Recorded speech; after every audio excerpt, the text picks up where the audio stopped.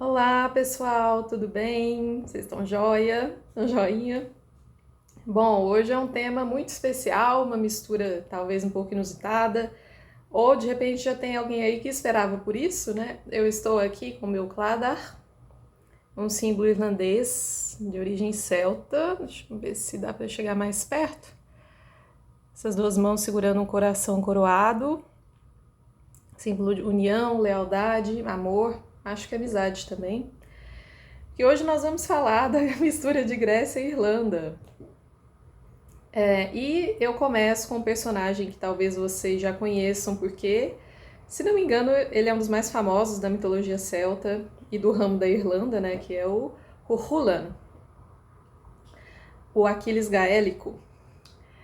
E por que Aquiles gaélico? Porque eles têm mais de um ponto em comum. Os dois são bem parecidos, inclusive eu diria que tem 3 pontos principais, de tão parecidos que são. O primeiro deles é a origem divina do nascimento, né? Os dois têm pelo menos um dos pais mortal e o outro um ser divino. A frase ficou meio esquisita, pelo menos um dos pais, né?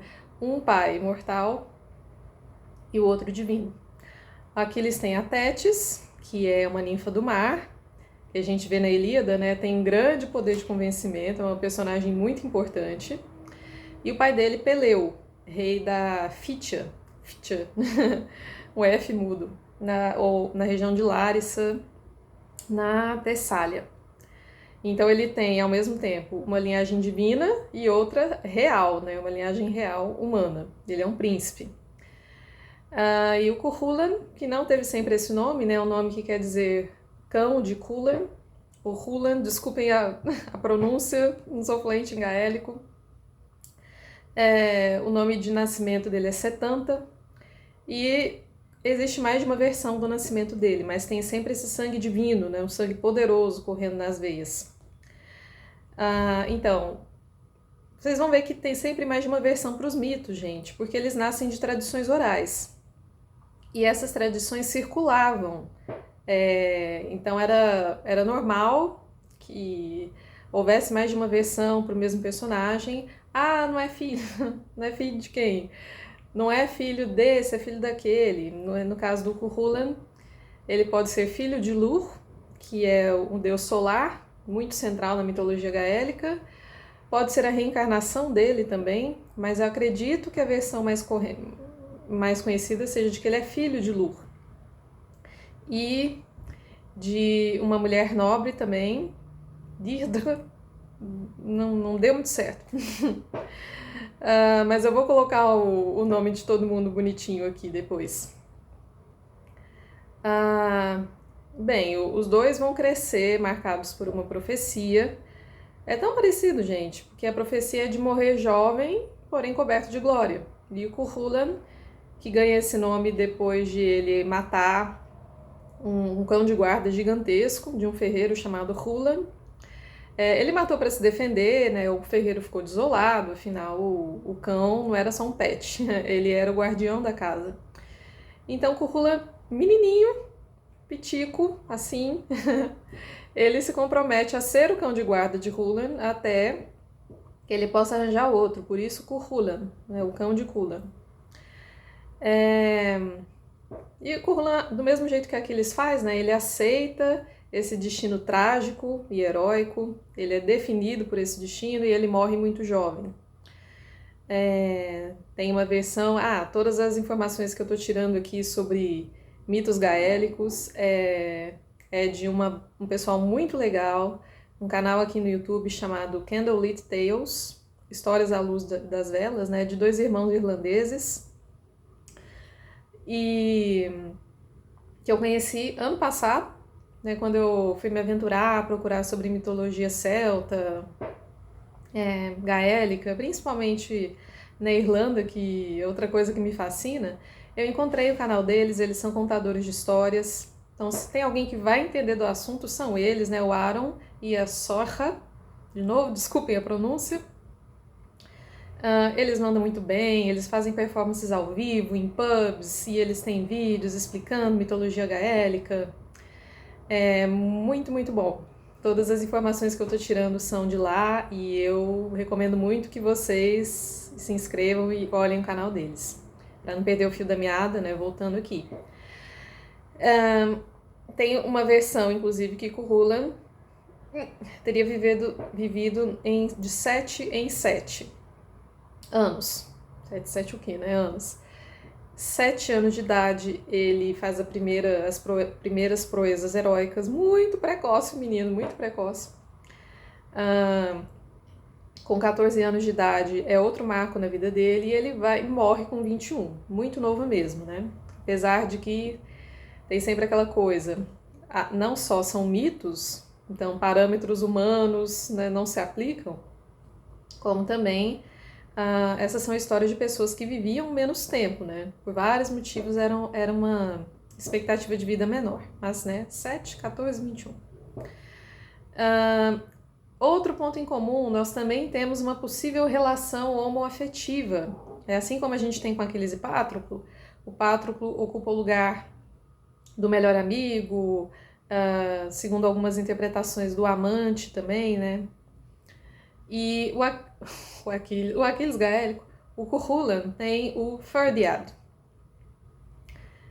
Assim, muito parecido, né? Ele é o igual do Cuchulainn em termos bélicos, em termos assim de afeições, né? Os dois crescem juntos, aprendem juntos sob a tutela das Carra, que é uma espécie de guerreira amazona que vive na Escócia, então os dois vão para lá e ela ensina a arte da batalha para eles, né?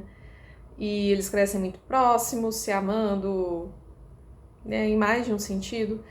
E o final do Ferdiad também é muito trágico, porque ele morre pelas mãos do Cuchulainn numa disputa, e Cuchulainn fica inconsolável.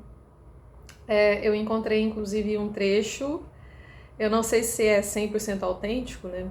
Um trecho em gaélico de um poema que descreve, dentre outras coisas, né, isso é só parte da história, mas descreve a morte de Ferdiad ali nos braços de Cuchulainn, e é uma coisa assim visceral. Envolve uma lança mágica, Gaebolga, que é uma arma do Cuchulainn, dada pela Scarra, e essa lança faz um estrago danado. Enfim, vocês fiquem curiosos, vocês podem pesquisar depois. Mas enfim, Ferdiad morto, Cuchulainn se lamenta de uma forma pungente e tem uma descrição de características físicas, de como Ferdiad não tinha igual. Realmente dá para ver um amor romântico, um erótico ali. A outra coisa em comum é a ira, né? A gente tem a Ilíada abrindo com a ira de Aquiles, a ira que vai ser a desgraça do exército, que vai desencadear os outros acontecimentos. Vai levar até a morte de Patroclo, né? E Aquiles vai se culpar por isso. Mas é aquela coisa mais forte que ele, né? Porque é um semideus, então tudo é maior, tudo é mais intenso. E Cuchulainn também tem uma ira gigantesca, mas a dele... Olha, os celtas capricharam. A galera ali da Irlanda, da Escócia caprichou. Porque a ira dele é monstruosa no sentido literal da palavra. Ela é definida por um nome, Riastrad, uma espécie de espasmo tão violento que ele vira do avesso. Quando ele entra nesse estado, um olho afunda dentro do crânio, o outro salta para fora, uma fonte de sangue jorra da cabeça dele, assim, como se fosse um chafariz, os joelhos viram para trás, as garras crescem, ele fica gigante e ele sai matando todo mundo que ele vê pela frente, sem distinguir amigo de inimigo. Claro que isso vai gerar, né, no contexto bélico é ótimo, mas tanto é que os homens de Ulster, uma das regiões da Irlanda, né, de onde o Cuchulainn é um herói, e o ramo de Ulster é uma das, como é que eu vou dizer, um dos setores dos mitos gaélicos, né, mais centrais, assim. Os homens de Ulster vão ter que arranjar um jeito de acalmar ele, né, fazer a fervura, calma. É um personagem muito fascinante, gente. Ele vai morrer em batalha, claro, né, mais um ponto em comum entre ele e o Aquiles. Gente, eu encorajo vocês também a conhecerem a mitologia celta. da Irlanda, da Escócia, porque inclusive, são mitos em que as mulheres têm papéis mais diversificados do que nos mitos gregos e romanos. A gente tem o arquétipo da deusa feiticeira, né, a mulher poderosa, só lembrar das histórias de Arthur, que tem a Morgana. Esse é um arquétipo em que o Tolkien vai se inspirar para escrever as personagens dele, né, a Lúthien, lá no Silmarillion, a Melian, que é a mãe dela, a Galadriel. Enquanto nos mitos gregos a gente tem Medeia, a gente tem Circe, elas são exceções. Entre os celtas é muito mais comum esse papel da mulher poderosa, não é bem a melhor expressão, né? Mas são culturas assim que as mulheres tinham papéis diferentes e muito centrais. Não que os gregos e romanos nunca tenham tido isso, né? Mas é uma dinâmica diferente. E é muito legal de conhecer. Bom, eu encontrei por acaso, né, uma matéria da revista Piauí que fala, o título era Somos Todos Gregos e Irlandeses. É uma matéria sobre o Donald Schiller, lá vou eu com as pronúncias de novo, que é uma figura muito importante nos estudos clássicos no Brasil. Ele foi tradutor, professor, né? Ele aposentou, mas ele é tradutor de grego. E ele operou a façanha de traduzir Homero e James Joyce, né, que é o grande autor irlandês, um dos grandes, né? Tem outros.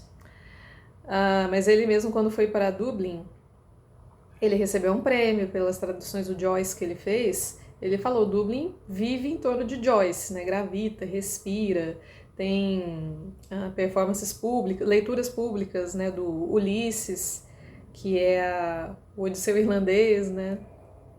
E o Donaldo traduziu o Finnegan's Wake, que acho que não é tão conhecido, eu mesma não, só tinha ouvido falar o nome, mas é uma história que o Joyce escreve se inspirando num mito, numa história popular irlandesa do século XIX, sobre um pedreiro, um trabalhador chamado Finnegan, que cai de um penhasco, morre, mas ele volta à vida quando derramam whisky no corpo dele. E a história Wake é velório, né? Seria o velório de Finnegan. Mas é com ele, aquele morto-vivo, e é uma história muito jocosa, cheia de brincadeiras linguísticas. Eu fiquei curiosa, né? Acho que irei atrás. Mas a gente tem ainda mais essa conexão, o James Joyce com Ulisses, e aí veio Donald Schiller. Quando ele traduziu Finnegan's Wake, ele colocou... É uma obra que já tem brincadeiras linguísticas, ele colocou um toque brasileiro ali, que ajuda muito a gente não se perder, né? Entender a piada de outra língua é muito difícil, então ele foi lá e fez adaptações, parece muito legal. Eu vou ficando por aqui, gente. Essa pausa foi só para eu não me esquecer de recomendar o livro do Candlelit Tales, que eles lançaram recentemente, um livro sobre os mitos gaélicos. Está na Amazon. Aí tem a questão do preço, né? Eu não vi ainda, mas eu acredito que tem e-book. Deve sair mais em conta, né? Porque ir na fonte e de quem é de lá, né? Quem estuda, né, os mitos lá na Irlanda, né, no caso, é sempre... Nossa, vai direto, né? Assim é o melhor dos mundos possíveis. Deixarei o link aqui do Candlelit Tales, do livro deles. Quase esqueci. Sobre Cuchulainn. Eu achei uma música chamada The Tale of Cuchulainn, de bardos irlandeses. Gente, olha que maravilha. A internet é boa para isso. É uma espécie de folk, rock gaélico, com partes em gaélico. Ele é inglês, mas tem algumas partes cantadas em gaélico, né? Linda. De um pessoal chamado The Miracle of Sound. É da Irlanda também. E tinha mais algum outro link legal que tá me fugindo aqui. As histórias de Halloween, ou melhor dizendo, Samhain, que é a festividade celta irlandesa que dá origem ao Halloween, né? Do pessoal do Candlelit Tales, gente, é de arrepiar.